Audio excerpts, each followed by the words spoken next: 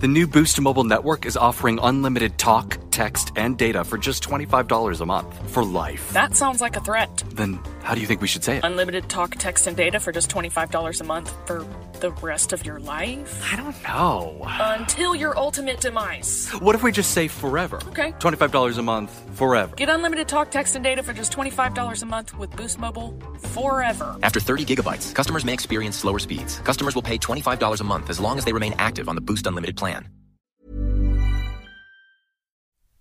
Hey listeners, it's Mishi. So, as you know, during these incredibly difficult days, we're trying to bring you voices we're hearing among and around us. These aren't stories, they're just quick conversations, or postcards really, that try to capture slivers of life right now. You know, it's hard being here in Israel. There's real violence, there's sirens, and most of all, there's fear. But being far away from Israel is often just as hard, sometimes even harder, or at least hard in different ways. The war caught everyone by surprise, of course, and since it broke out at the tail end of the Chagim, many Israelis were abroad. What do you do in that case? Do you rush home? Do you continue your trip? Do you wait it out somewhere safe and far away? As it happens, on October 7th, our producer Mitch Ginsburg was hiking across the Scottish Highlands with his buddy, author, journalist, and friend of the show, Matti Friedman. Here they are. Welcome, Matti Friedman. Thanks for coming in for a chat today. The two of us were very far away when the events of October 7th descended on Israel. Could you maybe describe the scene of where we were? Yeah, it's quite surreal to remember. It was a small town in the Scottish Highlands called Tindrum, and we were on the 5th day of a trek through the Highlands. And it's hard to imagine a place that's farther away from the Middle East or Gaza than this town, which is this kind of bucolic Scottish outpost in the middle of nowhere where the idea that catastrophic events could happen anywhere is almost unthinkable. And we woke up that morning. That's where we were. We had the baked trout for breakfast, I think, at Heather's place. Yes. And then we packed up our packs and headed out across this moor, this really desolate, gorgeous, but kind of grim part of Scotland, this moor. And it was only in the afternoon when we reached our destination that we opened our packs and took out our phones and realized what was going on. And we had what turned out to be like 2 or 3 pretty bad hours of scrolling through what was happening in our part of the world. I mean, I think that's what will remain with me from this experience is this incredible dichotomy between a place that's peaceful and a place that isn't. I mean, the idea that a place on earth could be just torn apart by violence while another place could be absolutely peaceful. You know it's true, but we were really experiencing it. Yeah, I remember each one of us was in a little bit of a private space with their phone, and it kept getting increasingly worse. I mean, I remember seeing that a friend of mine was saying that his son was reporting from his army position that he was surrounded and basically parting from his parents. Truly crazy and terrifying. And it just kept getting, I felt like, increasingly dire there. Yes, and it's a feature of the smartphone age, because a few years ago, or certainly a decade or two ago, we would never have known what was happening in real time. A war could happen in some other country and you'd hear about it maybe on the evening news, or you'd know something about it in general. But the WhatsApps sent by, a soldier who's fighting Hamas terrorists on the Gaza border, reached you within minutes in Scotland. So we're engaged in the event in a way that makes the distance almost unbearable. There's something surreal about the nature of communications in 2023 and the physical distance. So we're worlds away from Israel, and yet we know what's going on minute by minute. And there's some kind of unique psychological stress associated with that I think humanity has not quite unpacked yet. And then next morning, I said, I think I have to go. Do you remember? And then I asked you what you thought. And I called up the travel agent that I had from a friend of mine, and she said, give me an answer right now. And you were on the phone to home, I think. And it was really sudden, right? It was like, Yes. She asked me, what European capital can you get to? And I said, London. And then she said, I have 3, I think, or 2 spots on a plane. Do you want it, yes or no? And I just remember saying yes at the moment that happened, just having to throw things in a suitcase basically and head out.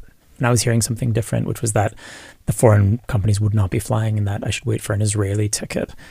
And I decided that I just wouldn't go to the airport and sit there checking my cell phone for 3 or 4 days, that I would rather do what we'd done the previous day, which is be in a position where I couldn't actually check my cell phone for most of the day while I waited for the flight. So yeah, in a matter of minutes, you packed your bag and set out on a very heroic odyssey to Heathrow. And I, in a way that was really utterly surreal, finished the trek over the next 2 days. You know, when I got to the airport, there were no Israelis. Suspicious lack of Hebrew in the airport. And then I got to the duty-free section, and I saw it was packed with Israelis. And then I was like, okay, that's possible.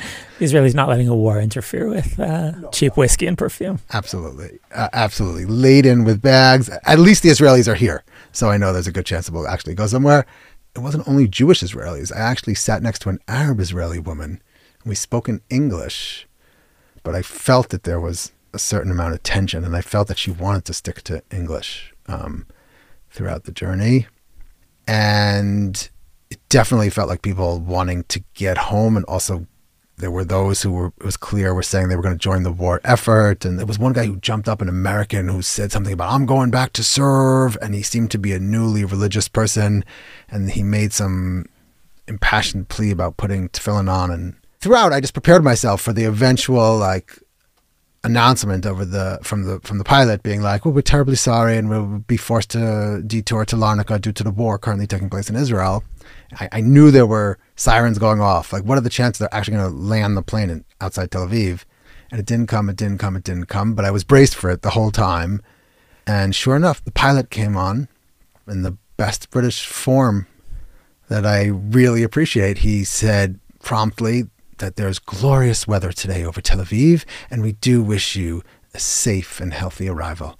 And I couldn't believe it, that he was actually going to lower the plane towards Tel Aviv. And it was the first time in my life that I actually said a very heartfelt thank you to the cabin crew and everything, because it felt kind of unique that they did something, and they even said to me, we wanted to bring you home. Tell me what it was like for you. Like, how was the rest of the trail the next day? Right. So we're getting these increasingly dire reports, but it was surreal not to be in Israel. And yet it was increasingly hard to get back to Israel because everyone was canceling their flights, and there were just masses of Israelis trying to get back to Israel, including people who had to join their military units, including a lot of people who had to get to funerals. And the whole situation was, it was becoming increasingly apparent that this was not another round of violence in Gaza. This was maybe a Yom Kippur War level event, maybe worse. But I eventually ended up in Edinburgh, and I still didn't have a flight. And I had the bizarre experience of visiting Edinburgh Castle. It's this kind of stark castle that overlooks this absolutely gorgeous city. And I went there, and it has battlements, and it also houses the Scottish National Military Museum. So I went there, and I'm walking around with parents and children and all kinds of tourists who are in the Scottish Military Museum, which treats war as if it's an archaic artifact of history. So people are looking at these old tartans, the old Highland war dress and swords and axes of various kinds and uniforms from the First World War. And I realized that for these people, war it's like the Crusades or something. I mean, it's like Troy. It's something that they've never experienced. It has nothing to do with their lives. And I'm in this museum as on my phone, like my phone is vibrating in my pocket with reports of,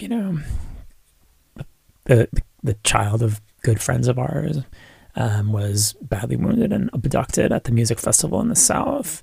And the son of neighbors was killed at the same festival. The guy I worked with was killed with his family in his home. A guy I knew from the army 25 years ago was killed in his community. This was coming in as I was in Edinburgh. And at the castle, every day at 1:00, they fire the cannon And it's a big deal for the tourists. So everyone gathers, hundreds of people gather on the battlements of Edinburgh Castle. And this soldier comes out, this British soldier, in this very kind of clockwork motion, these kind of very regimented steps, and of course spotless uniform. And he comes out and he checks his pocket watch and he looks at it very dramatically, and until at the, at 1 o'clock on the dot, they fire the cannon. And people started clapping and laughing, and I almost fainted from the report of the cannon. And there was no moment that I think better illustrated the distance, between where I was and where I was supposed to be at that moment. Where did your mind go when the cannon went off? I've been close to things exploding, so anytime anything explodes, the concussion brings my mind back there. And of course I was thinking about, the fact that my family in Jerusalem was, hiding in the safe room as rockets hit nearby and as the interceptors went off overhead. So real things were exploding in my home. And I was with this fake explosion, this fake cannon in a fake castle where no wars had been fought in, I guess, several centuries. You cried?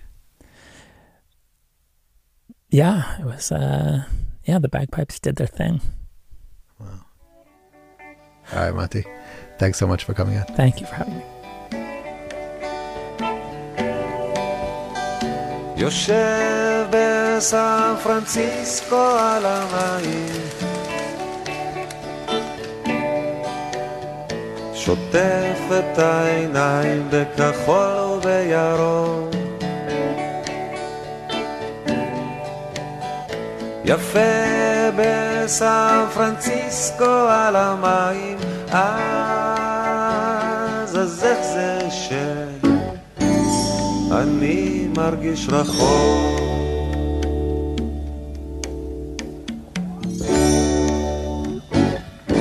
ממול האבזים שתים בין הסירות וגשר הזהב יפה כמו בסרט, חבל שאת לא פה איתי בשביל לראות, היית אומרת שמפה את לא חוזרת, יושב בסן פרנסיסקו על המים, שוטף את העיניים בכחול ובירוק,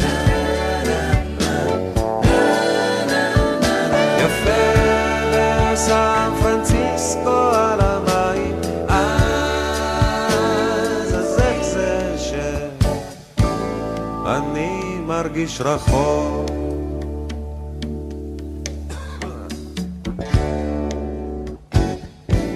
רואה דוקטור ג'ק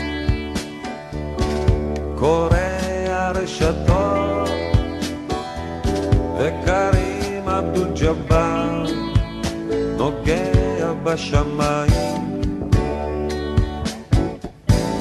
חבל שאת לא פה איתי בשביל לראות,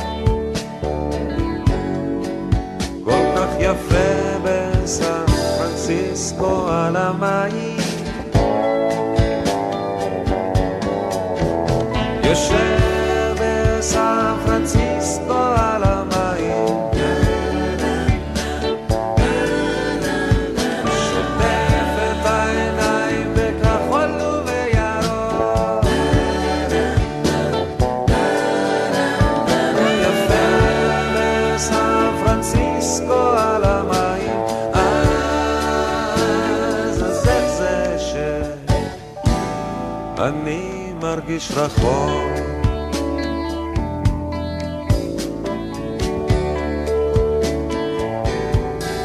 פתאום אני רוצה הביתה, חזרה אל הביצה, לשבת בכסית ולצחוק עם מוישה ועם חצקה, תן לי חתיכת תבוא, תן לי חתיכת כנרת, אני אוהב להתאהב בארץ ישראל קטנה חמה ונהדרת.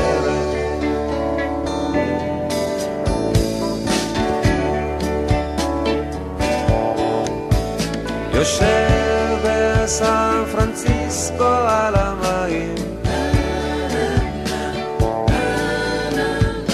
שוטף את העיניים בכחול ובירוק, יפה בסן פרנסיסקו על המים. אז איך זה שאני מרגיש רחוק,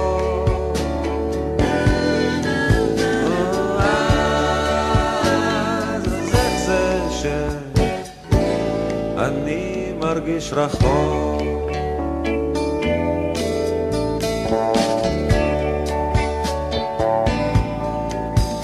יושב בסן פרנסיסקו על המים, שוטף את העיניים בכחול ובירוק,